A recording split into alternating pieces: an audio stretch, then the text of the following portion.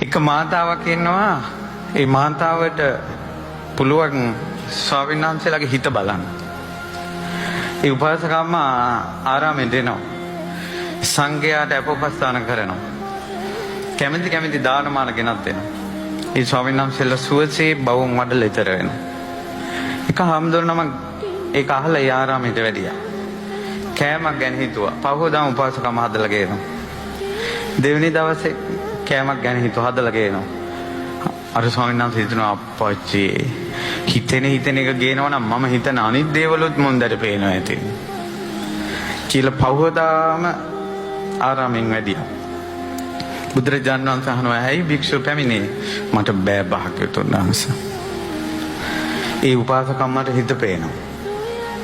බුදුරජාණන් වහන්සේ වදාලා හිත පේන කෙනෙක් ළඟ ඉන්නේ මෙහෙමයි කිව්වා. රාගයක් ආවොත් රාගය දුරු කරන්න කිව්වා. එතකොට හිත පේන කෙනෙකුට එයා හොඳ කෙනෙක් විදිහට පේනවා කිව්වා. තරහක් ආවොත් තරහ දුරු කරන්න කිව්වා. හිත පේන කෙනාට එයා හොඳ කෙනෙක් විදිහට පේනවා කිව්වා. ඔයා එතෙන්ම යන්න කිව්වා. ඒ ස්වාමීන් වහන්සේ එතෙන්ම වැඩියා. එතෙන්ම වැඩලා මාර්ගය දියුණු කළා අරහත්ත්වයටපත් වුණා. අරහත්ත්වයටපත් කළා කල්පනා කළා මෙච්චර ඉක්මනින් මම කෙලෙස් නසන්න මට ලොකු සහයෝගයක් දුන්නේ මේ උපාසක අම්මා. සංසාරේ අම්මා වෙලා ඉන්න ඇතිනේ. දිවසින් බැලුවා නෑ කලින් ජීවිතේ නෝනා. එහෙනම් හොඳට උපස්ථාන කරන්න ඇතිනේ. නිදාගෙන ඉන්නකොට බෙල්ල කපලා. ඊට කලින් ජීවිතේ බැලුවා. ආත්ම භාව 60ක් බෙල්ල කපලා. ආත්ම භාව 60ක් බෙල්ල කපපු කෙනාම එයාම සහයට ගන්නවා ඊළඟ ආත්මේ. මේ ජීවිතේ ඊතර වුණ නිසා හොඳයි නැත්නම් මේකෙත් බෙල්ල කපන්න.